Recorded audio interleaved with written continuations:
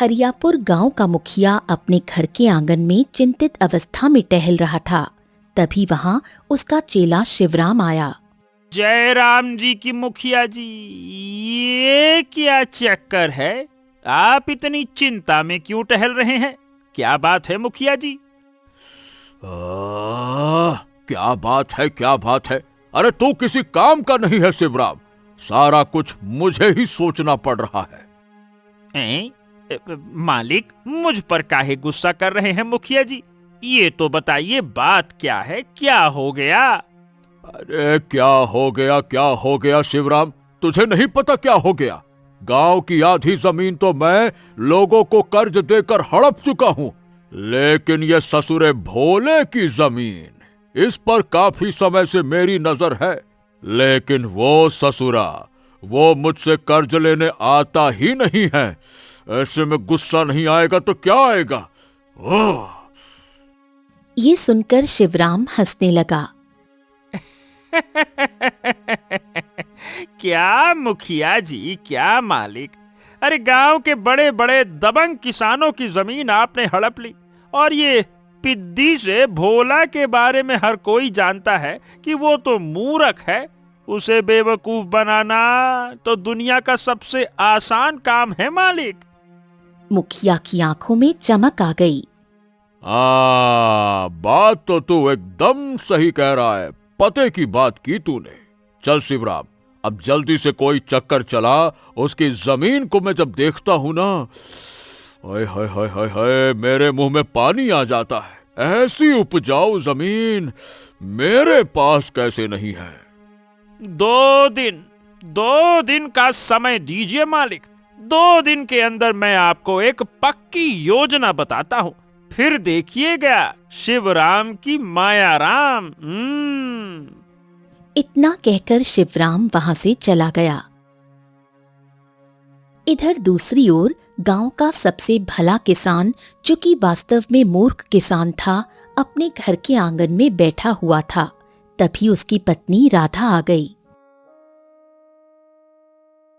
यहाँ पर बैठे ही रहोगे या खेत पर जाकर काम भी करोगे? वैसे भी मूर्खता की वजह से तुम सारा धन उड़ा चुके हो। बचा खुचा एक खेत ही है तुम्हारे पास, तो जाओ जाकर उस पर मेहनत कर लो। ये सुनकर भोला क्रोधित हुआ। अरे राधा, तू तो हमेशा मुझसे झगड़ा ही करती रहती है। ये बता, तुझसे किसने कहा कि मेरे पास केवल एक ही खेत बचा है? क्या कहती है तू? इतना कहकर भोला उठ पड़ा और अपने घर की पाली हुई बकरी को उठा लिया। ये देख रही है, मेरी राम प्यारी अभी भी दूध देती है। हाँ नहीं तो जल्दी से मेरी राम प्यारी को अपनी गोद से धरती पर उतार दो। मैं तुम्हारी मूर्खता का साया भी राम प्यारी पर नहीं पड़ने देना चाहती, वरना तुम अपनी मूर्खता की वजह से इसे भी गंवा दोगे। यही इस घर में बची है। तभी किसी ने भोला का घर का दरवाजा खटखटाया। भोला बाहर आया। बाहर गांव की गंगा ताई खड़ी थीं, जो गुस्से से बोली, भोला, कहाँ है तेरी बकरी राम प्यारी? वो तो अंदर आंगन में खेल रही है ताई। क्या बात है, क्या हो गया? अरे, कल उसने मेरी बकरी को इतनी जोर से सींग मारे कि वो बुरी तरह घायल हो गई। मेरी बकरी ने दूध देना बंद कर दिया है। वैद्य जी को दिखाया तो उन्होंने कहा कि अब ये 1 महीने तक दूध नहीं दे पाएगी। अब तू बता, मेरे पति उसका ही दूध पीकर खेत में काम करने जाते थे। अब मैं क्या करूं? बाप रे बाप, ये तो बहुत बुरा हुआ ताई। अब देखो ताई, अगर ऐसी बात है तो ठीक है, मैं राम प्यारी को डंडे से पीटूंगा ताकि वो आइंदा ऐसी हरकत ना करे। मूर्ख भोला, देख, मेरी बकरी 1 माह तक दूध नहीं देगी, और ये सब तेरी राम प्यारी की वजह से हुआ है। इसलिए राम प्यारी को मुझे दे दे 1 महीने के लिए। 1 महीने बाद जब मेरी बकरी दूध देने लगेगी, तब तू अपनी राम प्यारी को ले जाना। भोला तुरंत दौड़ता हुआ अंदर गया। राधा, जो दरवाजे पर सारी बातें सुन रही थी, भोला को रोकना चाहती थी, लेकिन भोला बड़ी ही फुर्ती से राम प्यारी को गंगा को दे आया। राम प्यारी को लेकर गंगा ताई चली गई। मूर्ख पति, पिछले जन्म में मेरे भाग फूट गए थे, जो मुझे तुम्हारे जैसा मूर्ख पति मिला। अरे सारा गांव जानता है कि गंगा मौसी की बकरी ब्याई हुई है, और जब बकरियां ब्याती हैं तो वो 1 महीने तक दूध नहीं देती। उन्होंने कितनी आसानी से तुम्हें मूर्ख बनाकर बकरी ले ली। घूम फिरकर एक बकरी ही बची थी, वो भी तुम्हारी मूर्खता की वजह से 1 महीने के लिए चली गई। ये सुनकर भोला कुछ देर गहरी सोच में डूब गया। ए राधा, चलो कोई बात नहीं। हो सकता है कि गंगा मौसी के घर में दूध की कमी रही हो, और गंगा मौसी की आर्थिक स्थिति वैसे भी तो अच्छी नहीं है ना। अगर उनके घर की आर्थिक स्थिति अच्छी नहीं है तो वो मुंह से बकरी मांग सकती थी, लेकिन उन्होंने तुम्हें मूर्ख बनाया और तुम बन गए। दफा हो जाओ मेरी आंखों के सामने से। भोला चुपचाप खेत में जाकर काम करने लगा। तभी वहां मुखिया का नौकर शिवराम आया। राम नाम भोला भाई, क्या बात है, क्या बात है भाई। अरे आराम से क्या हल को तोड़ डालोगे क्या? बड़े गुस्से में हल चला रहे हो भाई। भोला सारी घटना शिवराम को बताते हुए बोला। हाँ, अब तुम ही बताओ शिवराम भैया, क्या मैंने बकरी देकर गंगा मौसी को कोई गलत काम किया क्या? बताओ भला। मेरी पत्नी मुझ पर नाराज होती है। मुझे बिल्कुल अच्छा नहीं लगता जब वो मुझ पर गुस्सा करती है। शिवराम अंदर ही अंदर भोले की ओर देखकर अपने मन में बोला। अरे मूर्ख कहीं का, तेरी पत्नी बड़ी सीधी सादी है, इसीलिए तुझे बुरा भला बोल रही है। अगर कोई टेढ़ी पत्नी होती तो झाड़ू या डंडे से पीट पीट कर तेरा बुरा हाल कर देती बेटा। ओ शिवराम भैया, क्या किस सोच में पड़ गए? अरे नहीं कुछ नहीं, मैं तो तेरे बारे में ही सोच रहा था भोला। तू बिल्कुल सही कह रहा है। तू गांव में सबसे ईमानदार व्यक्ति है ना, और साथ में बहुत भोला भी है, इसीलिए सभी गांव वाले तुझे मूर्ख कहते हैं। हाँ, चल राम राम। इतना कहकर शिवराम वहां से चला गया और जंगल की सीमा पर बैठकर अपने आप से बोला। समझ में नहीं आ रहा कि आखिर ऐसी कौन सी योजना बनाई जाए जिससे भोला की जमीन मुखिया जी की हो जाए।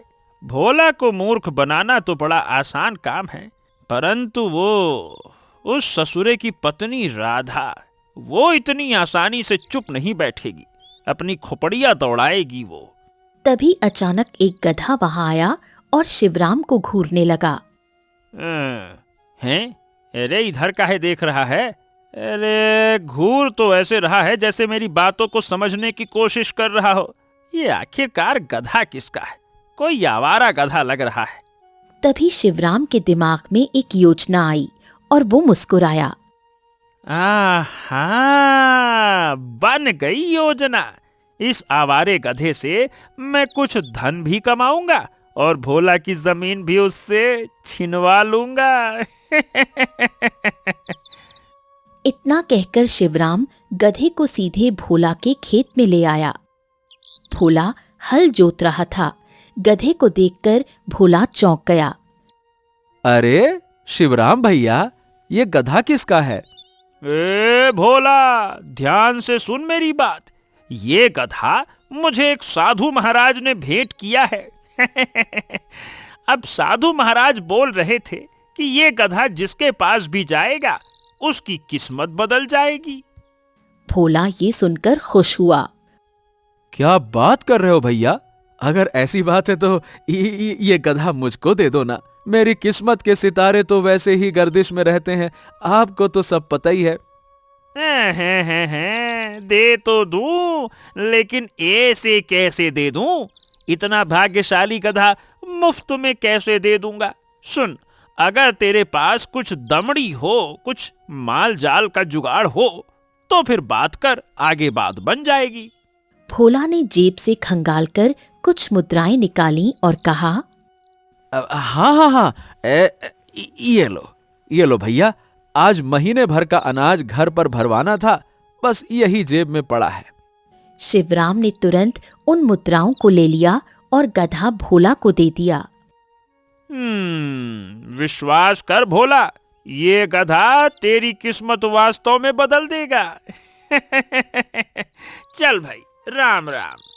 इतना कहकर शिवराम वहां से चला गया। भोला शाम को गधे को अपने घर पर ले आया। भोला खाली हाथ आया था। भोला की पत्नी राधा ने पूछा, अरे क्या हुआ, खाली हाथ क्यों आए? अनाज नहीं लाए? तुम्हें पता है ना, घर पर अनाज खत्म हो गया है। भोला सारी घटना बताते हुए बोला, तो बस राधा, मैंने ये गधा खरीद लिया क्योंकि शिवराम भैया ने कहा था कि एक साधु ने इस गधे को दिया था। देखना, अब हमारी किस्मत भी बदल जाएगी। ये सुनकर राधा पूरी तरह से क्रोधित हो गई। अरे मूर्ख, जिस पत्नी की किस्मत में तेरे जैसा मूर्ख पति लिखा हो, उसकी किस्मत कभी नहीं बदल सकती। बुद्धू, शिवराम ने झूठ बोला और कितनी आसानी से तुम्हारी बेवकूफी का फायदा उठा लिया। आखिर ये कैसे किस्मत बदलेगा? क्या ये कोई चमत्कार करेगा? क्या ये खजाना देगा? भोला गहरी सोच में डूबा। अरे हाँ, ये बात तो मैंने सोची ही नहीं थी। ठीक है, अब इस गधे को देखते रहना और सोचते रहना। एक बकरी थी जो गंगा ताई को दे दी गई। कुछ धन था, अनाज खरीदने की जगह ये गधा खरीद लिया। तुमसे कोई बात करना ही बेकार है। इतना कहकर राधा पैर पटकती हुई वहां से चली गई। इधर दूसरी ओर शिवराम कुछ मुद्राएं दिखाकर मुखिया को सारी घटना बता रहा था। तो बताइए मुखिया जी, मैंने कैसे भोला को मूर्ख बनाया? मजा आया ना? अरे धत तेरे की, बकवास कर रहा है बेवकूफ कहीं का। अरे ये काम तो गांव का कोई बच्चा भी कर सकता था। मुझे केवल ये बता, तूने कोई योजना बनाई या नहीं बनाई? अरे मुखिया जी, आप भी पूरी बात सुनते नहीं हैं। भला गधा देने का मकसद भोला को क्या था? वही योजना ही तो था। सुनिए, मैं आपको विस्तार से बताता हूं, आप कान इधर लाइए। इतना कहकर शिवराम ने मुखिया के कान में कुछ कहा। मुखिया खुश हुआ।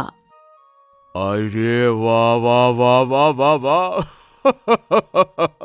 अरे कितनी आसानी से तूने इतनी सरल योजना बना दी। वाह, इस योजना से तो मैं भोला के खेत पर आसानी से कब्जा कर सकता हूं।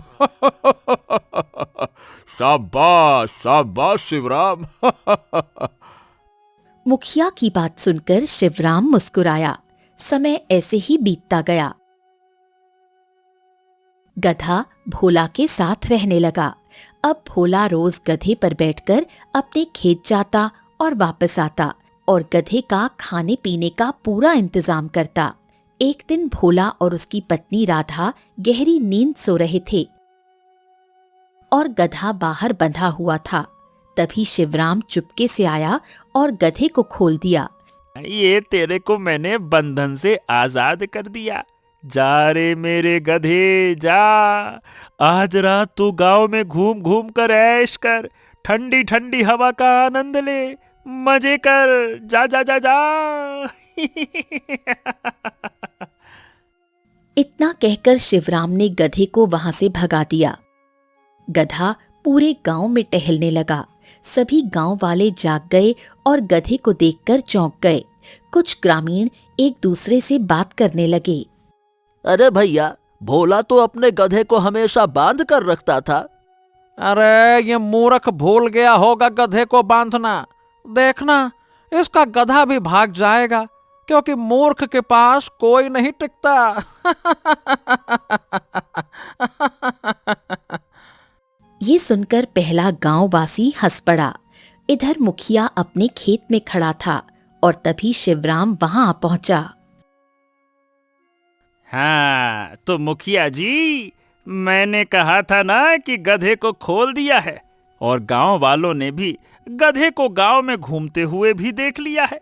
अब एक काम करिए, आप इस गधे को खेत में छोड़ दीजिए और अपनी फसल को पूरी तरह से बर्बाद करवा दीजिए, और सुबह आरोप लगा दीजिएगा कि आपकी फसल इस भोला के गधे की वजह से बर्बाद हो गई।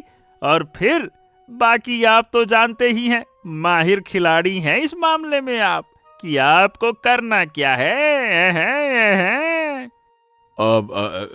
लेकिन मैं क्या करूं? अब मन तो नहीं कर रहा अपनी अब फसल खराब करवाने का, पर अब उस भोले की जमीन भी तो हथियानी है, तो इसके लिए ये तो करना ही पड़ेगा। चलो ठीक है भाई, जा जा रे गधे जा, हमारी मेहनत को बर्बाद कर, जा फसल खराब कर। शिवराम ने मुखिया के 2 गधों को खेत में खुला छोड़ दिया और उन दोनों गधों ने मुखिया के खेत की सारी फसल को बर्बाद कर दिया। अगली सुबह जब भोला की आंख खुली तो उसने अपने गधे को गायब देखा। भोला तुरंत गधे की तलाश में निकल पड़ा। कुछ देर बाद उसे गधा एक पेड़ के नीचे खड़ा मिला।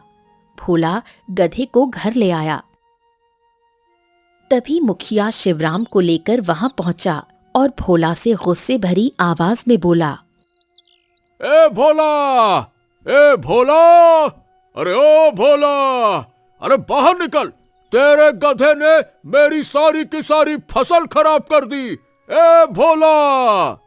ये सुनकर भोला चौंक गया। तभी राधा भी वहां आ गई। मुखिया जी, क्या हुआ? आप क्या कह रहे हैं? अरे कल रात तेरे गधे को गांव वालों ने आवारा घूमते हुए देखा और मेरे साथी शिवराम ने भी देखा कि तेरा गधा मेरे खेत से निकल रहा है। जब तक मैं पहुंचा खेत नष्ट हो चुका था। अरे भाई, मेरा तो बहुत नुकसान हो गया। इसकी भरपाई कौन करेगा? अरे तू करेगा, भोला करेगा, और कौन करेगा? ये सुनकर राधा की आंखें भर आईं। मुखिया जी, आपका कितना नुकसान हुआ है बताइए, हम जो दे सकते हैं वही दे देंगे। अरे नुकसान तो इतना हुआ है कि उसकी भरपाई तुम ना कर सकोगी और ना ही तुम्हारा पति। मैं अपनी फसल केशव नगर के सबसे बड़े व्यापारी को बेचता था, वो भी 10 गुना ज्यादा कीमत पर। समझी? पूछती हो कितना नुकसान हुआ है? राधा ये सुनकर और भी आश्चर्यचकित हो गई। ये क्या कह रहे हैं? ऐसा कौन सा व्यापारी है जो 10 गुना कीमत देगा? अरे तो मेरा व्यापारी है, मैं तुम्हें क्यों बताऊं? क्या तुम मुझे मेरी फसल की 10 गुना कीमत दे सकती हो? मुद्दे की बात ये है। पूछती हो मेरा व्यापारी कौन है? सुनो, जो कीमत मेरे फसल की होती है वही कीमत तुम्हारे खेत की है। इसीलिए अब वो खेत तुम मुझे दे दो। समझी? मुखिया जी, अगर मैं खेत आपको दे दूंगा तो मैं क्या करूंगा? हाँ तो ठीक है ना, फसल की 10 गुना कीमत दे दे। मैं बात ही नहीं करूंगा तुझसे खेत के बारे में। ला निकाल। सोचा था 10 दिन बाद फसल कटेगी और थोड़ी आमदनी हो जाएगी। अब खेत भी हाथ से चला जाएगा। गांव के अन्य लोग भी मुखिया के साथ खड़े थे। अब ऐसा मत कीजिए मुखिया जी। सुनो, मैं मजबूर हूं। राधा गहरी सोच में डूब गई और विनती करते हुए बोली, मुखिया जी, मैं जानती हूँ कि आप किसी भी कीमत पर हम पर तरस नहीं खाएंगे, पर हमारे लिए आप इतना तो कर सकते हैं। हमारी जमीन तो हमारे हाथ से जा रही है, लेकिन जो फसल मेरे पति ने मेहनत से उगाई है उसे काटने का हमें मौका दे दीजिए। फसल काटने के बाद जमीन आप ले लीजिएगा। मुखिया कुछ पल सोच में पड़ा रहा। तभी शिवराम धीरे से मुखिया से बोला, सौदा बुरा नहीं है मालिक, आपको उसकी उपजाऊ जमीन चाहिए थी, बाकी की फसल तो बाद में भी मिल जाएगी ना। मुखिया मुस्कुराया और बोला, अच्छा ठीक है ठीक है, मैं एक बार तुम पर रहम खाकर तुम्हें अपनी उगी हुई फसल काटने का मौका दे रहा हूं। मैं इतना भी कठोर दिल नहीं हूं। चलो ठीक है, 15 दिन बाद फसल वसल काट कर वो जमीन मेरी हो जाएगी। ठीक है, चल शिवराम, चल, हो गया फैसला। इतना कहकर मुखिया अपने साथी शिवराम और गांव वालों को लेकर वहां से चला गया। अगले दिन भोला उदास मन से अपने गधे के साथ खेत में पहुंचा। गांव वाले उसे देखकर उसका मजाक उड़ाने लगे। कुछ लोग उपहास करते हुए बातें करने लगे। अरे देखो भैया देखो, जमीन तो चली गई लेकिन अभी तक नवाबी नहीं गई। हाँ अरे इसी गधे के वजह से। हाँ और नहीं तो क्या। अरे भैया इसी गधे के वजह से ही तो तेरी जमीन तेरे हाथ से निकल गई। हाँ हाँ, जा जा, आगे ही देखना, पीछे मत देखना, जा। मगर भोला कोई जवाब दिए बिना चुपचाप गधे के साथ खेत में पहुंचा। भोला चुपचाप काम करता रहा। कुछ देर बाद वो गधे से बोला, ये बताओ गधे भाई, आखिर तुम्हें क्या जरूरत थी मुखिया के खेत में घुसकर फसल खराब करने की? बताओ भला, तुम्हारी वजह से मेरा थोड़ा सा खेत जो मेरे पास था वो भी मेरे हाथ से चला गया। अब मैं क्या करूंगा? तभी गधा खेत के एक स्थान पर दौड़ता हुआ रुक गया और जमीन खोदने लगा। भोला गुस्से से वहां जाकर बोला, अरे अरे तुम ये क्या नौटंकी कर रहा है भाई? तू चुप हो जा, शांत हो जा, चुप। लेकिन गधा जमीन खोदता रहा। भोला गधे पर नाराज होते हुए बोला, ओहो, मुझे काम करने दे गधे, वरना पीट पीट कर तुझे गधा बना दूंगा। अब गधा तो तू है, पीट पीट कर तेरा भरता बना दूंगा मैं, गधा कहीं का। तभी राधा वहां आ पहुंची। उसने देखा कि गधा उसी जगह कुछ खोद रहा था। राधा भोला की तरफ देखकर बोली, बुद्धू, लगता है ये हमें कुछ बताना चाह रहा है। गधा जमीन खोदता रहा और थोड़ी देर बाद वहां से एक बक्सा बाहर आ पड़ा। राधा ने बक्सा खोला तो उसकी आंखें चौंधिया गईं। बक्से के अंदर सोना, चांदी, हीरे और जवाहरात रखे थे। अब समझ में आया, ये गधा हमें इस खजाने के बारे में बता रहा था और तुम उस पर नाराज थे। राधा कुछ देर खजाने को देखती रही और अपने पति से बोली, अब हम इस गांव में नहीं रहेंगे, कहीं दूसरे राज्य में जाकर हवेली बनवाएंगे और कोई बड़ा व्यापार करेंगे। भोला गहरी सोच में डूब गया। राधा, तुम शायद भूल रही हो कि ये बक्सा मुखिया जी का है, क्योंकि ये खेत मुखिया जी का है ना, और उन्होंने कल कहा था कि ये खेत उन्हीं का है।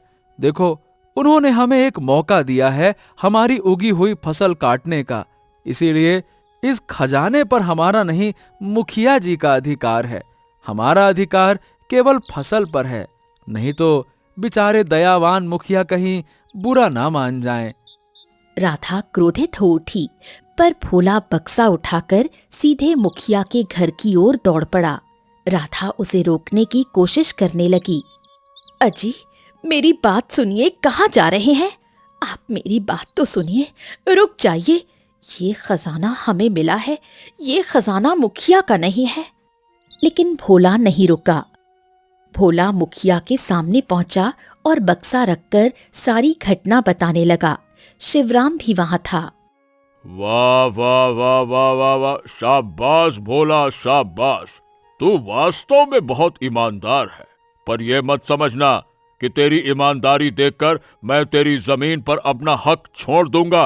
वो जमीन मेरी है, मतलब मेरी है, समझा? मुखिया जी, ये सब मैंने लालच में नहीं किया। देखिए, जो आपका है वो आपका है, जो मेरा है वो मेरा है। फसल मेरी, जमीन आपकी, और जमीन से निकलने वाला खजाना भी आपका, बंदूक भी आपका, संदूक भी आपका। बस जो आपका है मैं आपको वो दे रहा हूं। भोला वहां से चला गया। भोला के जाते ही शिवराम मुखिया से बोला,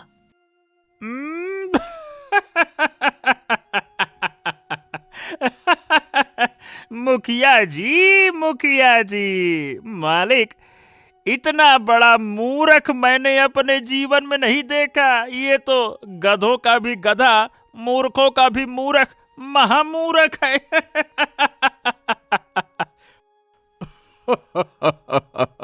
सही कह रहा है शिवराम। भोले से बड़ा मूर्ख मैंने कहीं नहीं देखा। उसकी जमीन भी मेरे हाथ आ गई, और तो और ये खजाना भी मेरे हाथ आ गया।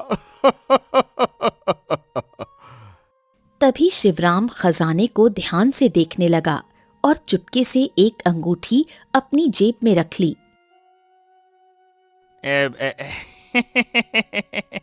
मुखिया जी, हम दोनों ने साथ साथ ही काम किया है, तो जाहिर सी बात है कि इस खजाने का आधा हिस्सा तो मेरा हुआ ना। ये सुनकर मुखिया क्रोधित हुआ और एक जोरदार थप्पड़ शिवराम के गाल पर जड़ दिया। अरे तेरी तो खजाना बड़ा आया। खजाना चाहिए तुझे है? चल दफा हो जा यहाँ से। खजाने से मैं तुझे एक फूटी कौड़ी नहीं दूंगा। खजाना मेरा क्योंकि जमीन मेरी, समझा? निकल यहाँ से, जा, दफा हो जा। शिवराम का चेहरा गुस्से से लाल हो गया। ये थप्पड़ बहुत भारी पड़ेगा मुखिया जी। ये मत भूलिएगा कि भोला की जमीन मेरी वजह से आपकी हुई है। मुझे इस बात से कोई मतलब नहीं है कि किसकी वजह से हुई है, और वैसे भी तू मेरा नौकर है, नौकर।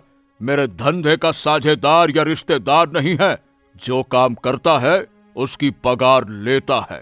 तू मुफ्त में काम नहीं करता। चल अब निकल जा यहाँ से। अब मुझे तेरी कोई जरूरत नहीं है। मैं तो बैठे बैठे धनवान बन गया। तुझ जैसे मैं 10 रख लूंगा। अरे निकल यहाँ से, जा, निकल। ये कहकर मुखिया ने शिवराम को धक्का देकर घर से बाहर निकाल दिया।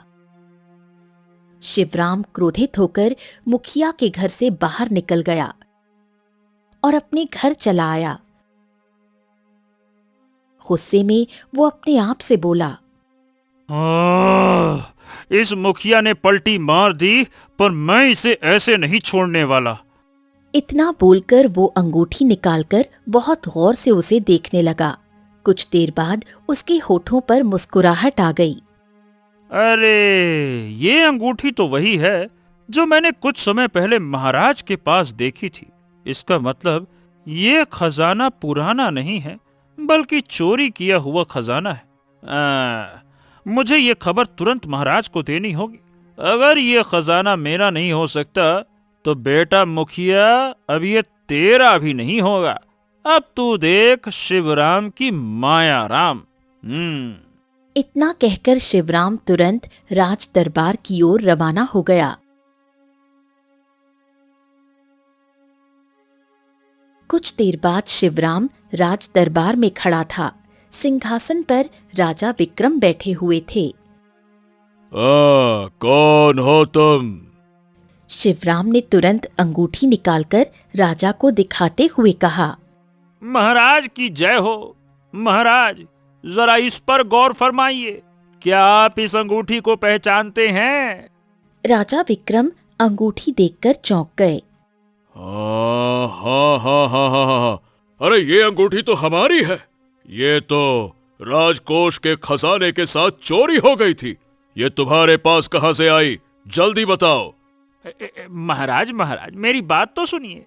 आपके राजकोष से जो खजाना चोरी हुआ था, वो इस समय मेरे गांव के मुखिया के पास है। विश्वास न हो तो आप सैनिकों को मेरे गांव भेज दीजिए और तलाशी करवा लीजिए। आपको खजाना वहीं मिल जाएगा महाराज। सैनिकों, जाओ और इसके गांव जाकर मुखिया के घर की तलाशी लो, और यदि राजकोष का खजाना वहां पाया गया तो मुखिया को बंदी बनाकर लाया जाए। सैनिक आदेश पाकर निकल पड़े। कुछ देर बाद सैनिक मुखिया को गिरफ्तार कर लाए। महाराज, मुखिया के घर पर वही बक्सा बरामद हुआ जो राजकोष से चोरी किया गया था। राजा विक्रम क्रोध से मुखिया की ओर देखते हुए बोला, क्यों मुखिया, ये बताओ कि ये खजाना तुम्हारे पास कैसे आया? झूठ तो बोलना मत। मुखिया ने शिवराम की ओर देखा। वो समझ गया कि शिवराम ने उसकी शिकायत की है। अब महाराज, ये खजाना मुझे नहीं मिला। ये तो भोला के खेत में मिला था। ये भोला को मिला था महाराज। राजा विक्रम क्रोधित हो गया। अच्छा, ये खजाना भोला के खेत में मिला और भोला ने इसे तुझे क्यों दे दिया? मुखिया नजरें चुराने लगा। राजा सैनिक को आदेश देता है। सैनिकों, जाओ और भोला को यहां लेकर आओ। कुछ देर बाद भोला और राधा वहां लाए गए। उनके साथ वो गधा भी आया। हैं? अरे, ये गधा यहां क्यों लेकर आए हो? महाराज, क्षमा चाहूंगा, लेकिन जब मैं दोनों को पकड़कर यहां ला रहा था तो यह गधा पीछे पड़ गया और जबरदस्ती साथ आ गया। अच्छा। क्यों? खजाना तुम्हारे खेत में मिला था क्या? बोलो। महाराज, ये खजाना रात में मेरे खेत में मिला था, पर अब वो मेरा खेत ही नहीं है, वो खेत तो मुखिया का है। इसीलिए मैंने इसे मुखिया के हवाले कर दिया, वरना मैं इसे क्यों देता? मुखिया डर गया। अब महाराज मुझे क्षमा कर दीजिए। ये खजाना भोला के खेत से ही निकला है। मैंने अपने साथी शिवराम की मदद से बेईमानी करके इसके खेत को अपने कब्जे में ले लिया। इतना ही नहीं, मैंने गांव के आधे किसानों की जमीनों पर भी कब्जा कर लिया। मुझे क्षमा कर दीजिए महाराज, क्षमा कर दीजिए।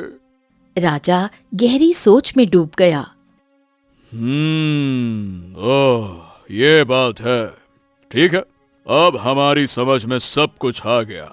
मुखिया ने भोला को मूर्ख बनाकर उसके खेत पर कब्जा कर लिया। भोला के खेत में ये सोने का बक्सा मिला।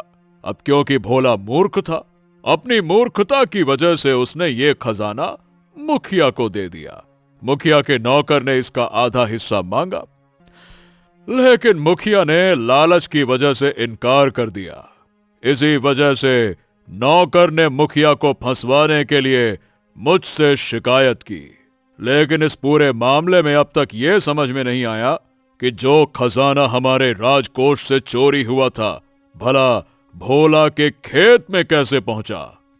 तभी गधा, जो काफी देर से चुप था, बोला, बस बहुत हो गया, अब ये रहस्य मुझे खोलना होगा। इतना कहकर गधा आंखें बंद करता है और अपने मन में कहता है, गुरुदेव, अब आप प्रकट हो जाइए। आपने जैसा कहा था मैंने वैसा ही किया।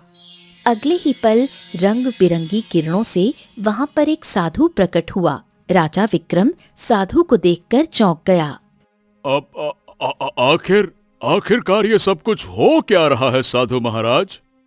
तभी साधु गधे की ओर देखने लगा। अपने असली रूप में आ जाओ, तुम अब श्राप मुक्त हो गए हो।